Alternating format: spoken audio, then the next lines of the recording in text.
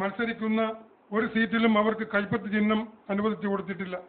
അവർ സ്വതന്ത്ര സ്ഥാനാർത്ഥികളായിട്ടാണ് മത്സരിക്കുന്നത്. അതുകൊണ്ട് UDF ശക്തി പകർന്നുകൊണ്ട് വാണിമേലിൽ ഭരണം നിലനിർത്തുവാൻ വേണ്ടി അവരുടെ പ്രവർത്തനം കൊണ്ട് UDF ലഭിക്കുന്ന പഞ്ചായത്ത് ലഭിക്കാതിരിക്കാൻ വേണ്ടി അവരുടെ ഭാഗത്തു നിന്ന് മറ്റുള്ള തരത്തിൽ ഉള്ള ഒരു പ്രവർത്തനങ്ങൾ ഉണ്ടാകാൻ സാധ്യതയില്ല എന്നാണ് ഞാൻ മനസ്സിലാക്കുന്നത്. കൈപ്പത്തി ചിഹ്നത്തിൽ മത്സരിക്കുന്നില്ല എന്നാണ് ലീഗിന്റെ പ്രതിനിധി പറയുന്നത്. പക്ഷേ മണ്ഡലം കോൺഗ്രസ് പ്രസിഡന്റിന്റെ പ്രസ്താവന ഞാൻ കേട്ടിരുന്നു. അവർ 10 സീറ്റിൽ മത്സരിക്കുന്നുണ്ട്.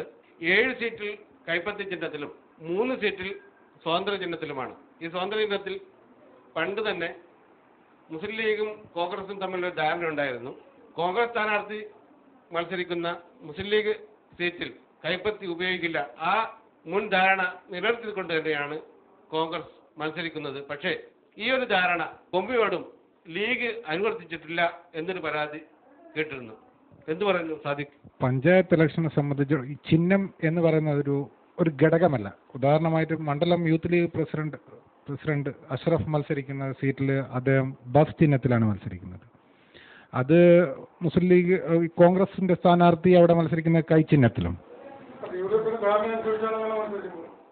അങ്ങനെയെങ്കിൽ ഈ ചിഹ്നത്തിന്റെ അടിസ്ഥാനത്തിൽ മാത്രം വോട്ട് ചെയ്യുന്നില്ലല്ലോ. അതല്ല പ്രശ്നം. ഈ ഇവിടെ കിടക്കുന്ന പ്രശ്നം എന്ന് വെച്ചാൽ അടിസ്ഥാനപരമായി കിടക്കുന്നത് ചിഹ്നമല്ല, രാഷ്ട്രീയ നിലപാടുകൾ തന്നെയാണ്.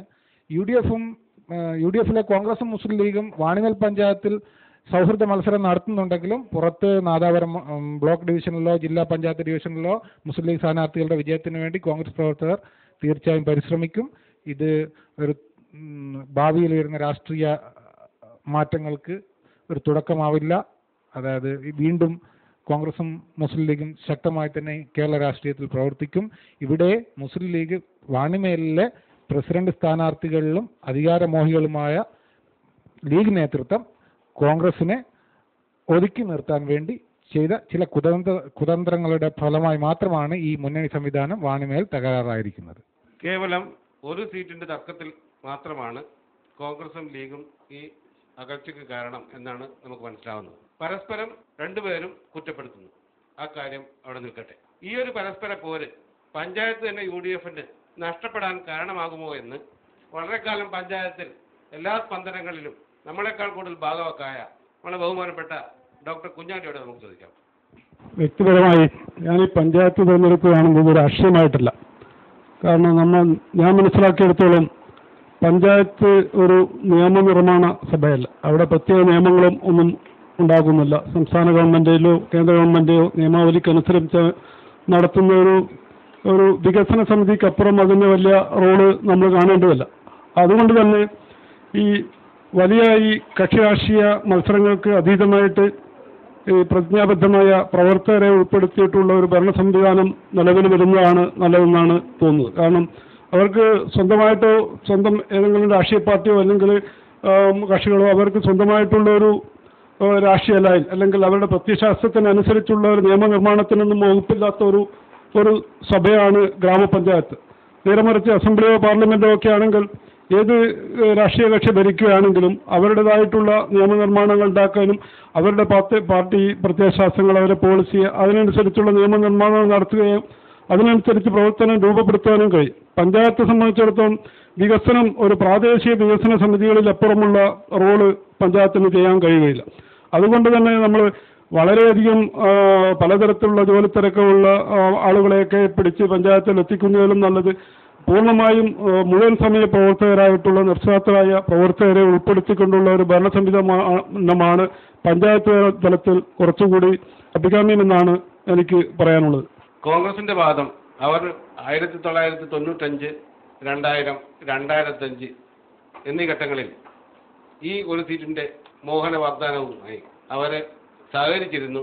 അവസാനം ഈ പ്രാവശ്യം ഒരു സീറ്റ് കൂടി വർദ്ധിച്ചപ്പോൾ അവരുടെ ന്യായമായ അവകാശങ്ങൾ വകവെച്ചു കൊടുത്തില്ല എന്നാണ് കോൺഗ്രസിനെ പ്രതിനിധിച്ചുകൊണ്ടുള്ള സാദിഖ് അലി ഇവിടെ പ്രസ്താവിച്ചത്. കഴിഞ്ഞ കാലങ്ങളിൽ സംഭവിച്ച ഈ വാഗ്ദാനങ്ങൾ കുറേയൊക്കെ നേരിൽ അറിയാവുന്ന ഒരു വ്യക്തിയോട് നമുക്ക് അഭിപ്രായം ചോദിക്കാം. ഇതിൽ കോൺഗ്രസിന്റെ ആദ്യം ഞാൻ ചോദിക്കാനുള്ളത് ഈ വികസന മുന്നണി നേതാവിനോടും കോൺഗ്രസ് നേതാവിനോടും കൂടിയാണ്. നിങ്ങൾ കോൺഗ്രസിന്റെ സ്ഥാനാർത്ഥി 16-ാം വാർഡിൽ നോമിനേഷൻ കൊടുത്തിരുന്നു.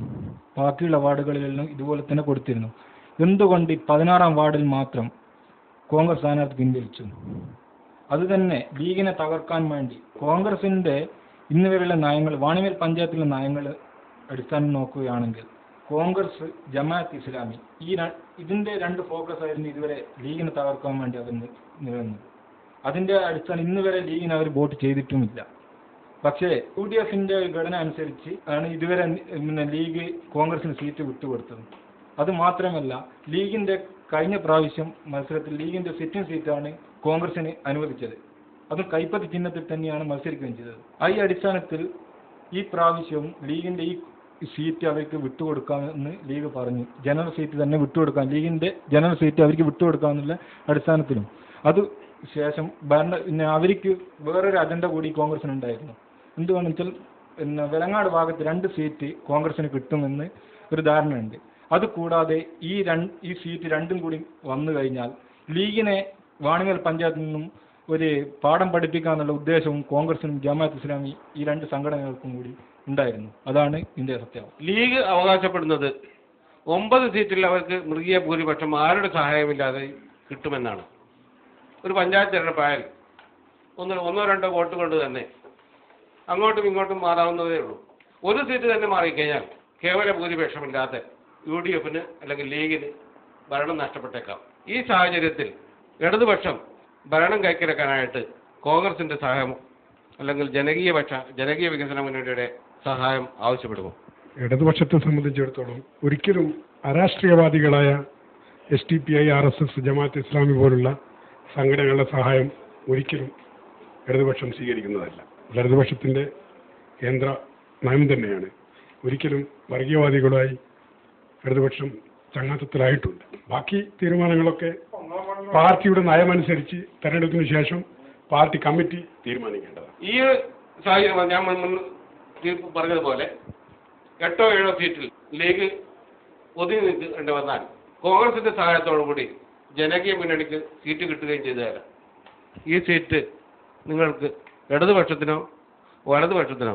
ജനകീയ മുന്നണി എന്ന് പറയുമ്പോൾ തന്നെ അതിനൊരു പക്ഷമില്ല. അതിനാകെയുള്ള പക്ഷം എന്ന് പറഞ്ഞാൽ ജനങ്ങളാണ്.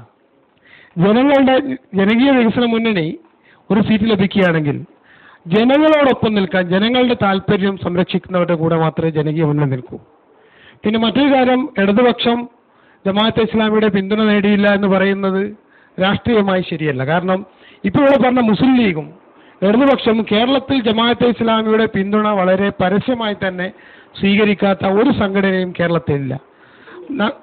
നമുക്ക് വേണ്ടാത്ത സമയത്ത് വാണിമേൽ പഞ്ചായത്തിന്റെ കഴിഞ്ഞ ഇലക്ഷനിൽ എല്ലാ വാർഡുകളിലും ഒരുപാട് വാർഡുകളിൽ വാണിമേൽ പഞ്ചായത്ത് ഈ കഴിഞ്ഞ ലോകസഭാ ഇലക്ഷനിൽ കഴിഞ്ഞ ലോകസഭാ ഇലക്ഷനിൽ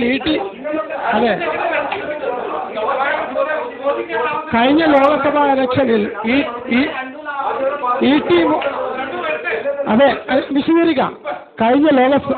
കഴിഞ്ഞ ലോകസഭാ ഇലക്ഷനിൽ ഇ.ടി.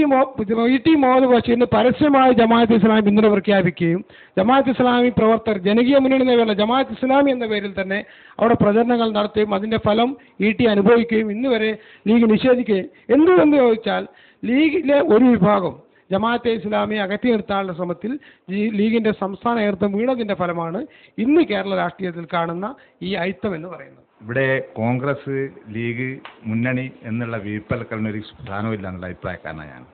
കാരണം കഴിഞ്ഞ 5 വർഷം ഈ രണ്ടാളും കൂടി ഒന്നിച്ച് ഭരിച്ചിട്ട് നമ്മുടെ പഞ്ചായത്തിൽ എന്ത് ചെയ്ത് എന്നുള്ള കാര്യം ഈ കോൺഗ്രസോ ലീഗോ ഇതുവരെ എപ്പോഴെങ്കിലും ആലോചിച്ചിട്ടുണ്ടോ? ലീഗിൻ്റെ കമ്മിറ്റികൾ എപ്പോഴെങ്കിലും ഈ തെരഞ്ഞെടുത്ത് അയക്കുന്ന ആൾക്കാർ ഈ പഞ്ചായത്തിൽ എന്താണ് ചെയ്യുന്നതെന്ന് ഇതുവരെ ആലോചിച്ചിട്ടുണ്ടോ? ലീഗിൻ്റെ പ്രതിനിധിയോടാണ് ചോദ്യം. ഇനി അഥവാ ഇനിയത്തെ തെരഞ്ഞെടുപ്പിലും ലീഗ് ജയിച്ചു വരാൻ സാധ്യതയുണ്ട്. അങ്ങനെയാണെങ്കിൽ ഇതുവരെയുള്ള കാര്യങ്ങൾ മറന്ന് ഇനി വല്ല സംവിധാനവും അക്കാര്യത്തിൽ ഓരോരോ സമയത്തിനും ഇത് ഒന്ന് അനലൈസ് ചെയ്യാനുള്ള വല്ല സംവിധാനവും ലീഗ് ഉണ്ടാക്കാൻ ശ്രമിക്കുമോ? അത് ലീഗ് മാത്രം പറഞ്ഞപ്പോൾ കോൺഗ്രസ് മുന്നണി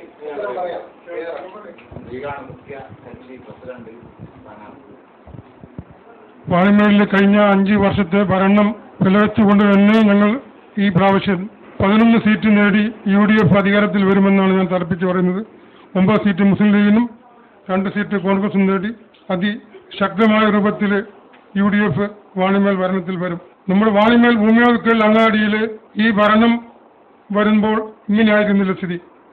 നമുക്കറിയാം, വാണിമേൽ ഭൂമിയാക്കൽ അങ്ങാടിയുടെ റോഡ് വീതി കൂട്ടി, അതേപോലെ ടാക്സി സ്റ്റാൻഡ് നിർമ്മാണമുണ്ടാക്കി, പിന്നെ മത്സ്യ മാർക്കറ്റ് നേരത്തെ ഇതുപോലെ ആയിരുന്നില്ല. അതുപോലെ വാണിമേൽ 1-ാം വാർഡിൽ വളരെ വിശദമായ ഒരു സ്റ്റേഡിയം പണിതു. പിന്നെ നമുക്കറിയാം, സ്റ്റേഡിയത്തിൽ മിനി സ്റ്റേഡിയം പണിതിട്ട് കടപ്പള്ളിത്തോട്ടിന് പാലമുണ്ടാക്കി. നമുക്ക് കഴിഞ്ഞറിയാം, നമുക്ക് അപ്പുറത്തെ ഇടതുപക്ഷ ഭരണത്തിൽ വാണിമേലിൽ പറപ്പൂറയുടെ ഇപ്പുറം ഒരു വികസനം വരുത്താതെ, അതാണ് പറയുന്നത്, മുസ്ലിം ലീഗ് വന്നാൽ മാത്രമേ വാണിമേലിൽ നേട്ടമുണ്ടാക്കൂ എന്നുള്ളത്. ഇപ്പൊ തന്നെ മാലിന്യ സംസ്കരണം വരാൻ പോവുകയാണ്. പിന്നെ കുടിവെള്ള പ്രശ്നം ഇപ്പം നാട്ടിലില്ല. അതൊക്കെ ഈ പഞ്ചായത്തിന്റെ ഭരണത്തിന്റെ നേട്ടങ്ങളാണെന്നത് വാണിമേലിലെ നിവാസികൾക്കറിയാം. അത് വെച്ച് തന്നെ ഞങ്ങൾ ഈ പ്രാവശ്യം വോട്ട് നേടും, ഭരണത്തിൽ വരികയും ചെയ്യും. യാതൊരു സംശയമില്ല.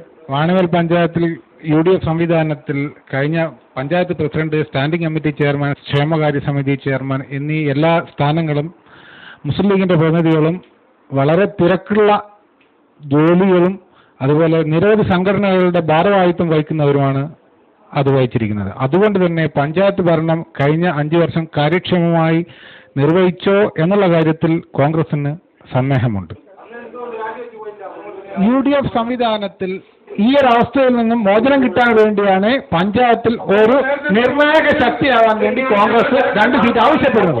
വികസന മുന്നണി കോൺഗ്രസും കൂടി ലീഗിനെ തകർക്കാൻ വേണ്ടി ലീഗ് ഭരിക്കുന്ന പഞ്ചായത്തിൽ വികസന മുരടിപ്പുമായി കാണാൻ ഏറ്റവും കൂടുതൽ ആൾക്കാർ 2 പേരും. എന്തുകൊണ്ടെന്ന് വെച്ചാൽ ഈ വികസന മുന്നണി എന്ന് പറഞ്ഞാൽ ജമാഅത്ത് ഇസ്ലാമിന്റെ മുന്നണിയാണ്. അവരെന്നാണ് വാണിമേൽ പഞ്ചായത്തിൽ വികസനം വരുന്നതിനെ പറ്റി ഏറ്റവും കൂടുതൽ തുരങ്കം വെച്ചാൽ അതിന്റെ തെളിവുകൾ സഹിതം ഞാൻ നിർത്താം. വാണിമേൽ ദാറുൽ അറബി കോളേജിന് ഗവൺമെന്റ് പദവി കിട്ടുമ്പോൾ തുരങ്കം വെച്ച് അത് ഇല്ലാണ്ടാക്കിയത് എല്ലാ വാണിമേലുള്ള ഓരോ ജനങ്ങൾക്കും അറിയാവുന്ന ഒരേ ഒരു അഭിപ്രായമാണത്.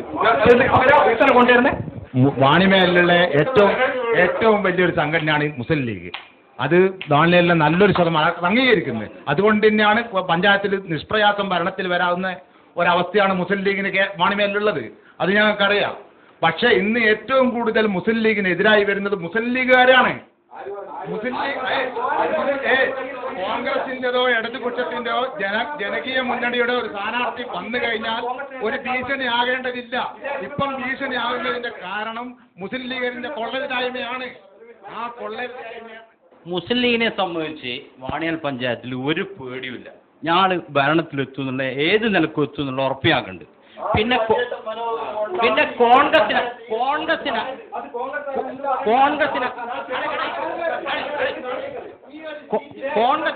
കോൺഗ്രസിനെ ഞങ്ങള് മുന്നണി എന്നുള്ള UDFന്റെ